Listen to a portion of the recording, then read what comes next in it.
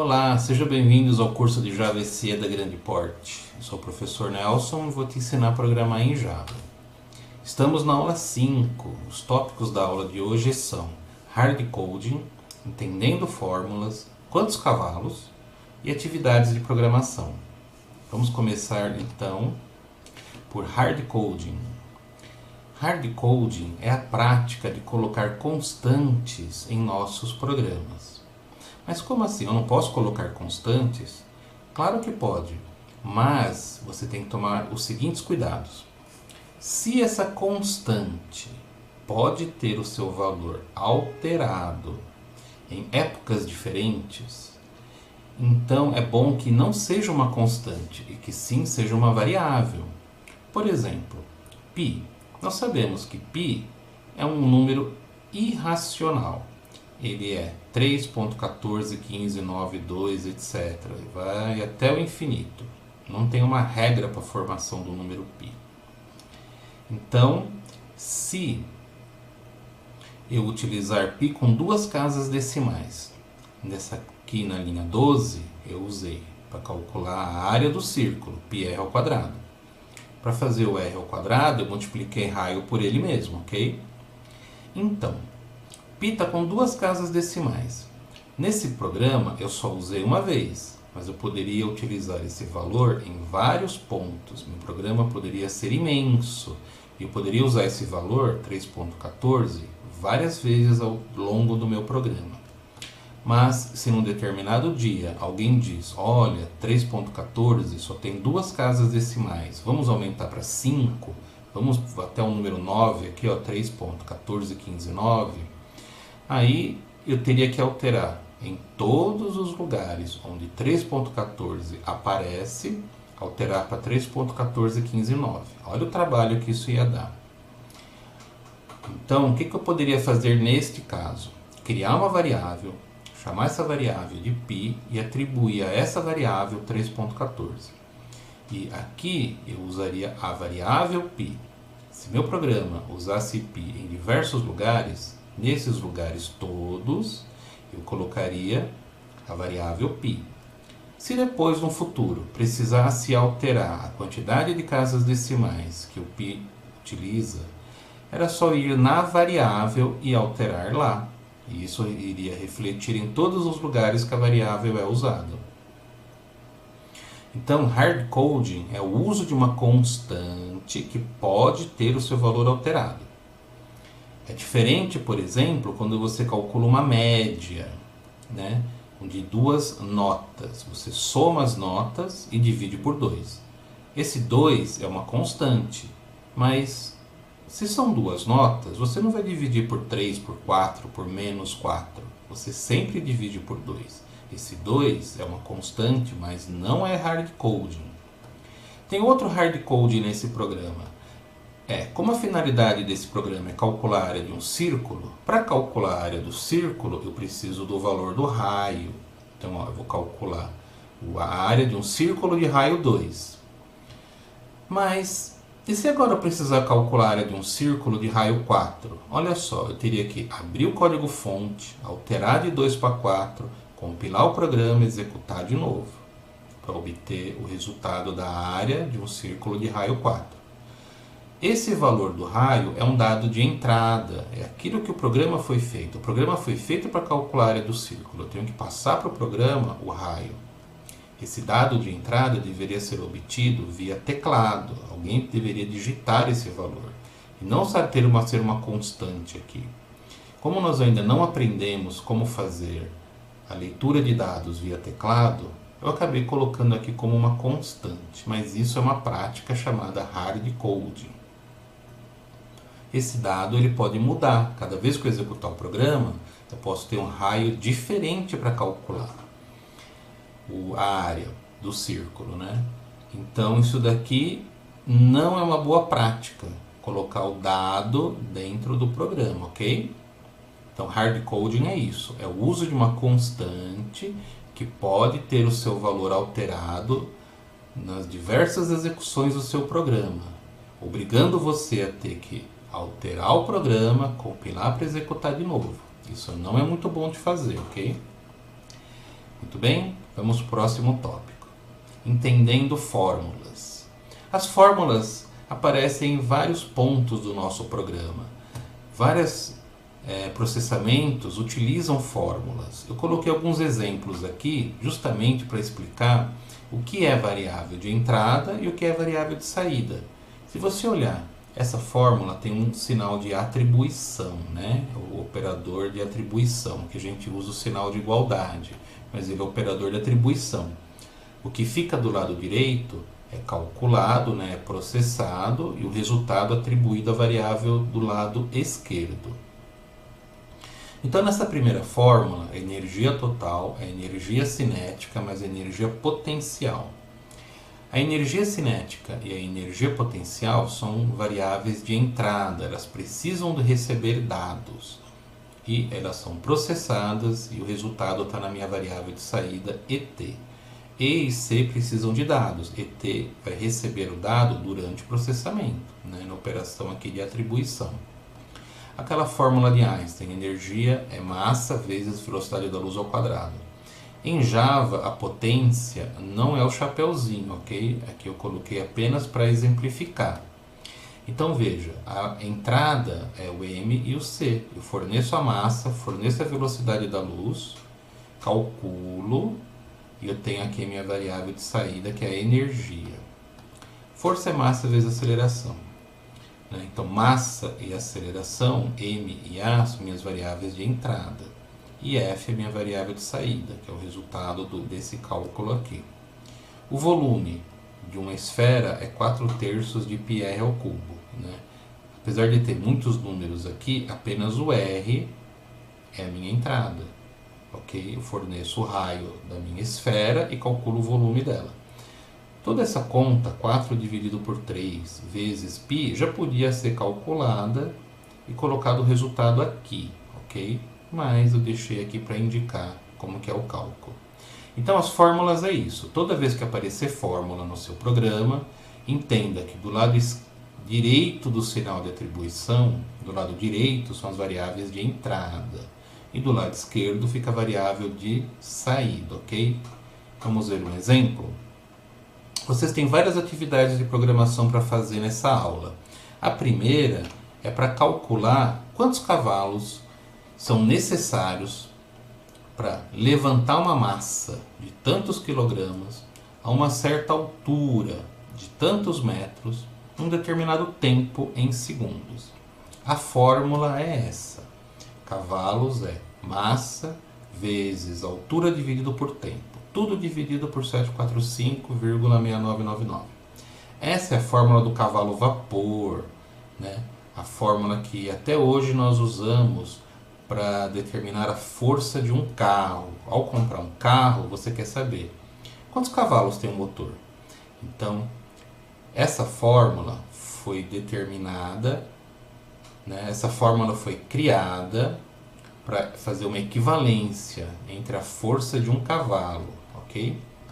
Então, essa fórmula, ela está num formato aritmético. Você não consegue colocá-la assim no programa. Você tem que transformá-la numa expressão aritmética linear, desse jeito aqui. Ok? Massa vezes altura dividido pelo tempo dividido por 745,6999.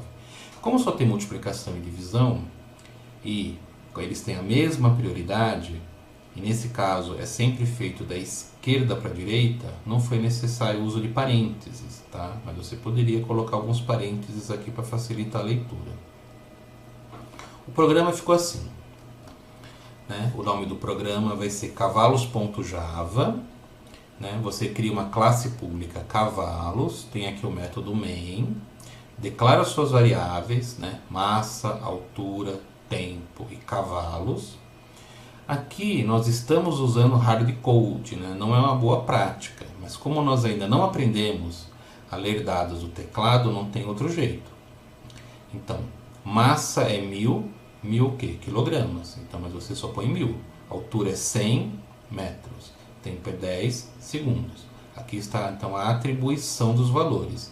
Depois nós vamos calcular, usando aquela expressão aritmética, né? Atribui o resultado a cavalos. E aqui eu coloquei uma saída bonitinha, ó, quantidade de cavalos igual a cavalos. Para esses valores, nós teremos 13,41 cavalos. Vocês viram? Para levantar uma tonelada de uma altura de 100 metros em apenas 10 segundos, você tem que amarrar 13,41, 13 cavalos e um potro, né? Lá na corda eles vão conseguir puxar uma tonelada, 100 metros em 10 segundos. Vamos ver isso na prática? Você precisa editar o seu programa, né?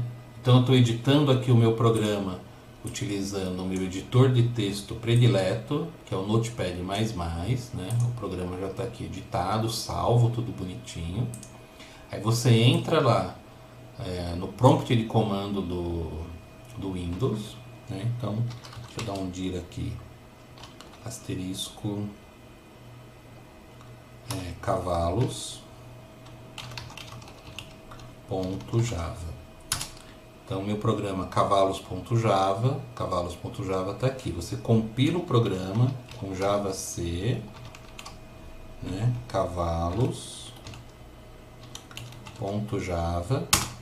Não pode dar mensagem de erro nenhuma, a menos que você tenha cometido algum erro. Então, o programa foi compilado, né? Se eu der um dir agora, cavalos.asterisco, ele mostra que tem o cavalos.java e o cavalos.class, que é meu bytecode. Para executar a JVirtual Machine é Java. E aí você coloca Java cavalos. Não precisa pôr o ponto .class. E ele executa quantidade de cavalos 13,41. Você vai fazer esse procedimento para todos os seus programas dessa lição, ok? Mas é a última vez que nós vamos fazer os programas num bloco de notas, né, ou no Notepad++, e usando o prompt de comando. A partir da próxima aula, nós vamos usar um editor, né, uma IDE. No caso aqui, nós vamos usar o Eclipse. Só um detalhe. Se você colocar aqui javac -version, você vai ver a versão do seu Java. Eu tive que atualizar meu Java para o Java 9.01. Por quê? Porque a versão 9 do Java não estava funcionando com Eclipse. Mas a Oracle já disponibilizou a nova versão do Java. Eu peço que você vá no site da Oracle, baixe a nova versão, né, e atualize a sua versão do Java para o Java 9.01, ok? Vamos voltar aqui à nossa apresentação.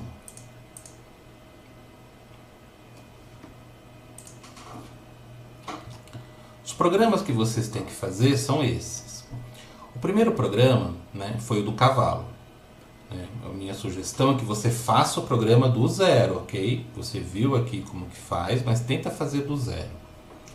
O próximo programa é o do cofrinho. Você tem um cofrinho onde você guardou moedas de dólar e o cofrinho encheu, né? Você quebra o cofrinho e precisa contar quantas moedas você tem. Quantas moedas de $1? Guarda na variável Q1. Quantas moedas de 50 centavos? Guarda na variável Q2. E assim por diante. Olha lá no jornal, olha no site qual é a cotação do dólar e atribui a variável D. E a sua pergunta é, quantos reais eu tenho no meu cofrinho? Tem que usar uma fórmula para converter. Você vai pegar a quantidade de moedas de $1, soma com a quantidade de moedas de 50 centavos vezes 50 centavos. Então, se você tem 10 moedas de 50 centavos vezes 50 centavos, vai dar $5. E assim por diante. Você multiplica a quantidade de moedas pelo valor da moeda. Como não dá para você ter meia moeda, concorda que as variáveis Q1, Q2, Q3, Q4, Q5 e Q6 têm que ser inteiras? Agora a cotação do dólar não, né? Porque são casas decimais. $1 é 3 reais e tantos centavos. Então você precisa que essa variável seja real, né? Double ou float. E o mesmo caso aqui para o R, que são os reais, né? Quantos reais eu tenho no cofrinho? Então vai ser sugerido lá no texto que você atribua determinados valores para essas variáveis, e aí você executa o programa e vai ter sua resposta. Entenderam o programa do cofrinho? Então vamos para o próximo. O termômetro.java. Aqui no Brasil, nós estamos acostumados a medir a temperatura em escala Celsius, né? Tem um termômetro aqui, ó, 17 graus negativos, né? Muito frio, a neve aqui, ó. Mas outros países utilizam outras escalas de temperatura. Nós temos Fahrenheit, Kelvin, Remir e Rankine. E para converter de Celsius para essas outras temperaturas, tem essas fórmulas. Olha só quanta fórmula que nós temos. Mas só tem uma variável de entrada, né? O C. Você vai informar a temperatura em Celsius, né? Usando hard coding lá no seu programa. Vai fazer as 4 fórmulas para converter Celsius para essas 4 outras escalas, né? Kelvin, Fahrenheit, Remir e Rankine, e vai exibir esses resultados, ok? Entenderam o programa do termômetro? Vamos para o próximo. O tempo. O tempo, a ideia aqui é o seguinte: você vai receber um horário, né? Você vai receber qual é a hora, qual é o minuto, qual é o segundo, né, do dia, e guardar essas variáveis. São variáveis inteiras, ok? E aí eu quero saber quantos segundos se passaram desde as 0 horas. Né? Então você tem que pegar, converte tudo para segundos. Hora vezes 3.600, minuto vezes 60 e segundos. Converte tudo para segundos. Aí ele vai ser quantos segundos se passaram. Agora, como um dia tem 86.400 segundos, né, que são 24 horas vezes 3.600, se você pegar a quantidade de segundos de um dia e subtrair a quantidade de segundos que passaram, o que sobra é quantos segundos faltam. Então você tem como variável de entrada hora, minuto, segundo. O passaram aqui é uma variável de saída, que inclusive eu estou usando ela aqui, ó, para calcular minha outra variável de saída, que é o faltam. Ok? Vamos ver o próximo programa. Piscina. Você comprou uma piscina para sua casa, uma piscina oval de profundidade variável. E a pergunta é: quanta água eu tenho que colocar dentro? Então tem uma fórmula para isso, né? Você tem aqui o diâmetro maior, o diâmetro grande, né, o DG, o diâmetro pequeno, DP, a profundidade pequena, PP, a profundidade grande, PG. E se você somar as duas profundidades e dividir por 2, você tem aqui a profundidade média. Observe que esse 2 nunca vai mudar. Esse 2, ele não é hard coding, ok? A quantidade de litros vai ser multiplicar DG por DP por PM vezes 785. Então, nesse caso aqui, as variáveis de entrada são PP, PG, DG, DP. E o PM? Olha só, o PM ele está sendo usado apenas como uma variável intermediária para guardar aqui a profundidade média. Eu podia ter pego a fórmula da profundidade média e jogado aqui, entre parênteses, para não dar problema. Né?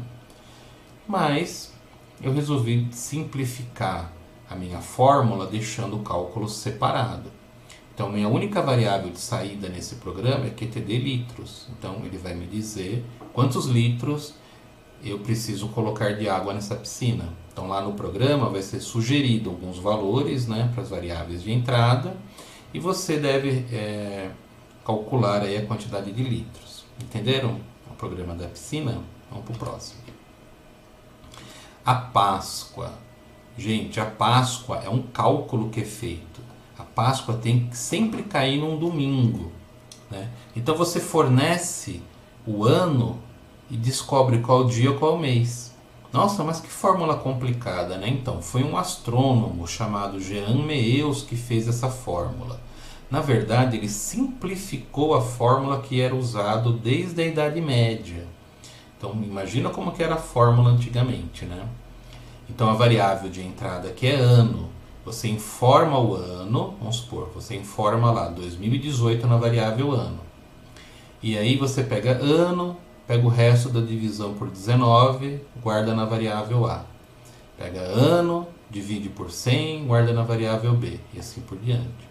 Essas variáveis de A a L são variáveis intermediárias. Né? Eu coloquei aqui L maiúsculo, porque o L minúsculo se parece muito com o número 1. Então, para não causar confusão, eu coloquei o L maiúsculo, ok?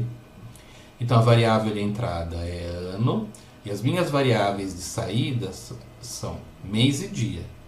E aí você fornece o ano, executa essa lógica e ele vai dizer lá, você tem que exibir o dia, o mês e o ano da Páscoa, né? Então quando você informa 2018, tem que sair lá no seu programa. 1º de abril de 2018. Ok? Muito legal, né? Então, esse é o último programa que você tem que fazer.